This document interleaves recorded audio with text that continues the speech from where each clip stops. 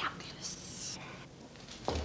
You idiot, where have you been? I thought you got lost or something. You've got to be joking. No. Yeah, have a listen to this. What for? Well, they give you a very interesting clue as to where you are if you're lost. Really? Yeah, put it up against the wall. Keep it still. Can you hear anything? Yes, I can. What's it sound like? Sounds like the tube. No, it's not the tube, actually. What you were hearing, if that's what I was hearing, Yeah. is a ship just passing over our head.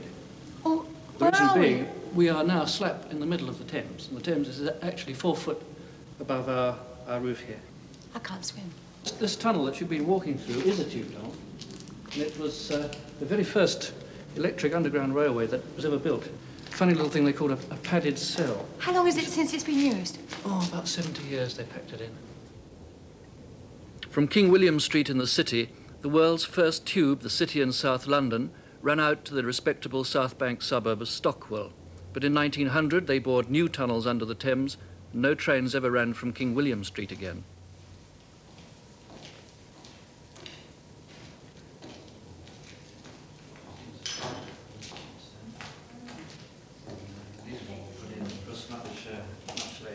In fact, we're now the other side of the Thames and the other end of the tunnel in what used to be King William Street Station. You've just been in the ladies. Oh, yeah, well, they put those in, of course, during the Blitz, when this was used as a deep air raid shelter.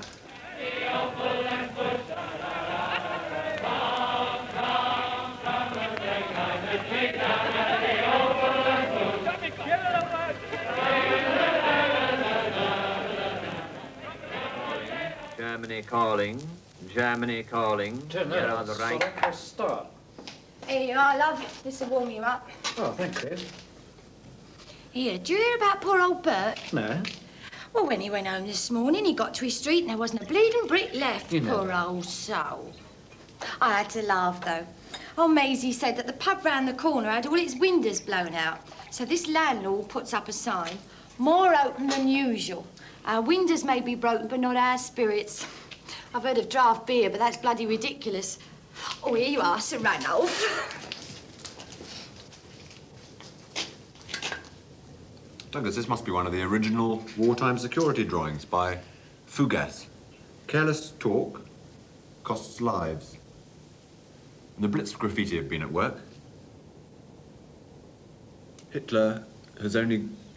A. Hitler 1941 is written down here.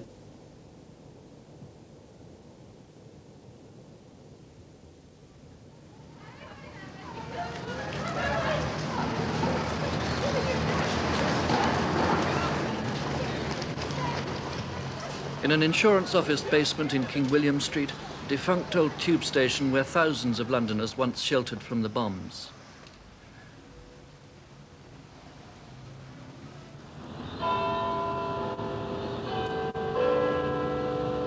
In a ministry basement in Whitehall, another subterranean complex where Churchill and his war cabinet once took to cover. It's wrapped in protective concrete and there's a touching air of shoestring war economy. The War Cabinet Room, schoolroom maps on the wall, policemen's uniform material on the tables. They haven't changed this bunker since the last days of the war. The intelligence room is just as it was, and so are the threadbare quarters of the great man himself next door.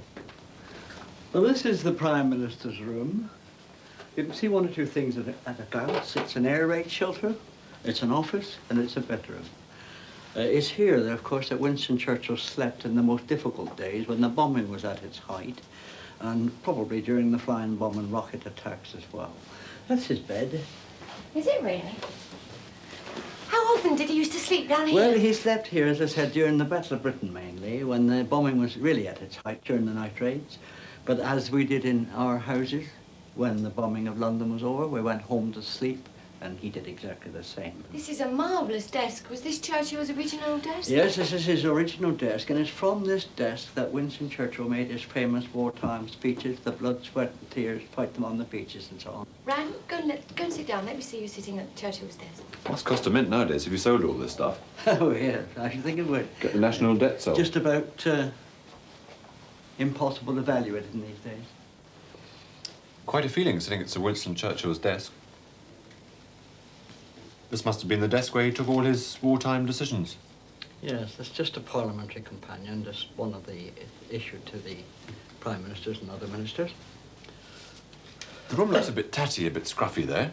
Even Yeah. his paper here's got sort of overprinting of the address. It's a part of the saving of paper during the war. We were so short of paper that it just had to be used.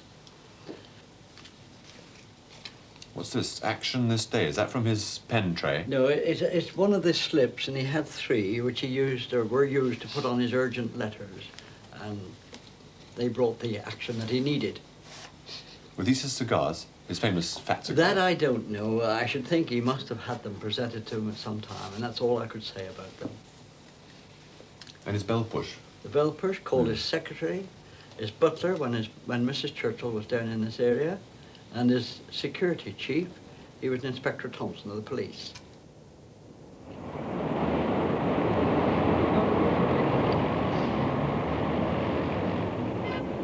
In the nuclear age, they had to burrow even deeper under London. They had secret atom-proof bunkholes down here for years, like this one 100 feet down at the bottom of the post office tower. Today, a complex of deep-level post office tunnels run for nearly 20 miles under the centre of London. 700 miles of telephone cables snake through this labyrinth. Encased in lead or wrapped in plastic, the voices of sweethearts and wives, Tim and Ump, fire police and ambulance, the bank manager and the bomb hoaxer, all the infinite calls of a London day, all these endless exchanges of commerce and love flow through these minuscule wires. The subways are drained and air-conditioned, but not airtight. One stretch runs through a bed of porous sand, a prehistoric forest perhaps, and on some days it fills the tunnel with gas.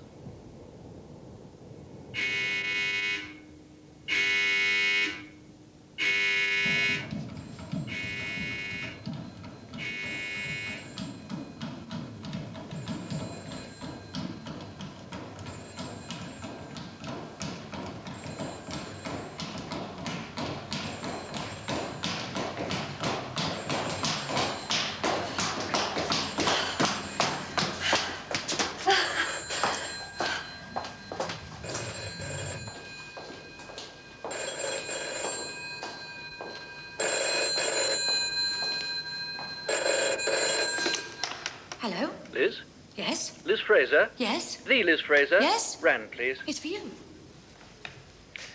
Hello, is that you, Ran? This is Douglas here. Ah, Douglas. Listen, Ran, if you go on down the tunnel you're standing in, you'll come to a watertight steel door. We'll go through that door, and you'll find yourself in an enormous underground room under Holborn, full of things going click and tick. It may look deserted, but it isn't. Don't worry, though, just keep on going, because it's an extraordinary place. It's the Kingsway Telephone Exchange, in fact. It's 100 feet down and housed in 2 parallel tunnels, each a quarter of a mile long. They dug the tunnels for a new tube line before the war, but they never finished it, and so after the war, after the Russians had invented their atom bomb, the tunnels were taken over for a secret telecommunications center. It was deep enough to be proof against atomic attack, and especially equipped to maintain vital communications during any nuclear holocaust that might be obliterating the world upstairs. It still has food and fuel and power for 6 weeks, and its own artesian well. It can route trunk calls between London and other centres throughout Britain. It possibly has other capabilities we don't know about. But it's no longer secret because it's no longer proof against the latest nuclear device, the H-bomb. Today, or so they say, it's just a big, complicated, automatic civil trunk exchange staffed by 150 engineers and handling 2 million innocent calls a week. The manager in charge of this huge warren is Mr. Ken Birchall. He's happy to answer most questions about the place. If you and I went for a walk now, how far could we go from this point? Could we go out of London, or how many miles of tunnels are there? From this point, if you, this particular scheme itself is a quarter of a mile long, but we link up with the main cable tunnels, and there you could progress for perhaps 13 miles. As you're a trunk station here, could it be true to say that the hot line from America to Russia and back comes right through these consoles? Well, it could. Yes. It could. In fact, it might well do so. It might well do so, yes. In fact, it does. Well, I'm not going to say Oh, that. you don't know? Be worth tapping anyway. I don't think so. No, they use scramblers, so it wouldn't be any point I at all see. in, and they can vary their frequencies. This was taken off the secrets list when the hydrogen bomb came along. so that there was no point keeping it a secret anymore. Have we, as a nation, got somewhere else now that would be safe? Well, I mean, I wouldn't ask you a location, but presumably... Well, presumably there are. This, I mean, you have to understand that I'm, shall we say, a post office engineer, and I'm not, I don't know about the security of the country to that extent, but obviously there are places which are probably impregnable to thermonuclear So that devices. if anything happened, there would still be some telephone communication that we would still maintain. Well, I wouldn't go so far as to say there were anything deeper than this from the telephone point of view, but from the communication point of view, I don't know.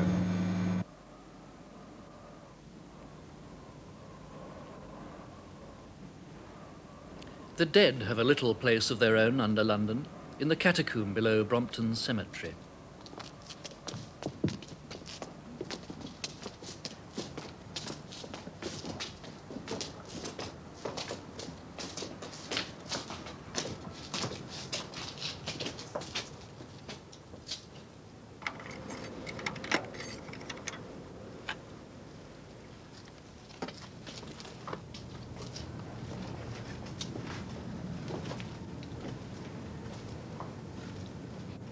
There's a strange sweet smell in here. Yes, that is the rotting wood.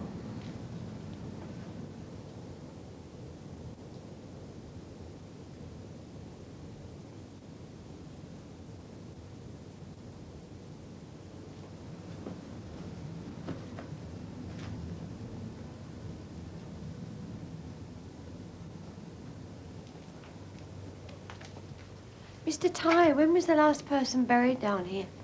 In the 1890s. And there's been no one, well, obviously no one since There's then. none this century. Is there any reason for that? Lack of space, I think it is, or the families have run out. So, Mr. Ty, as a man that's sort of spent many years living down amongst the dead, what's your own personal philosophy about that sort of thing? Well, actually, I have no feelings at all about the matter. I mean, No, otherwise I the suppose you dead, couldn't do the job. Yes. Yeah. You just don't think about it. I mean, it looks very grotty down here now, but presumably when everyone was buried down here, this was more elegant, was it? Why were people down here? Well, I think there's lack of space. Always lack of space, you see. There's more room down here than there's above. It's Rosetta Pearson. I see that these are all Pearsons, so each complete vault or each tier, they would all be one family. Family section, yes. And that would be, what, paid for? Paid for at the time. At the time. The whole section, you see. Yeah, when we were coming down there, at the end of the passage, I saw one of the coffins. It said Captain somebody something, and had Waterloo just written underneath. So they must go back a hell of a long way, right to 1815. Oh, yes. Yes, we have one down there further. Man served in Waterloo, officer. I've noticed as we've walked along that some of the caskets are better preserved than others, even though they're around about the same date. Is this a difference in the wood? I mean, this one is very good, for instance. Yes, a different type of wood. Although even that one now, you can see it's starting to, the woodwork started, you know? Yes, you can see the little holes.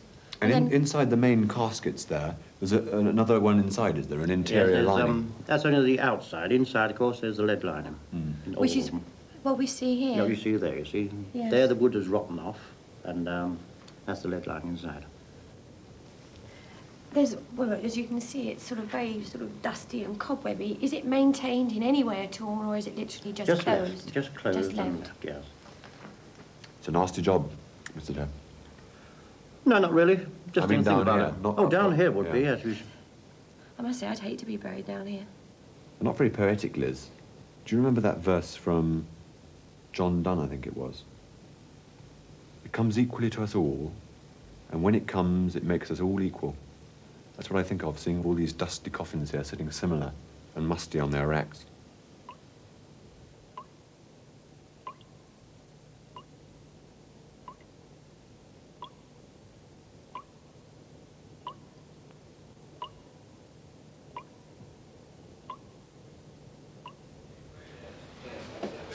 You can't, as the poet said, take it with you. But it's odd how it ends up in the same place. Our gold in the bowels of the Bank of England, this silver in the 40 or more private shops of the London silver vaults, 2 stories down under Chancery Lane.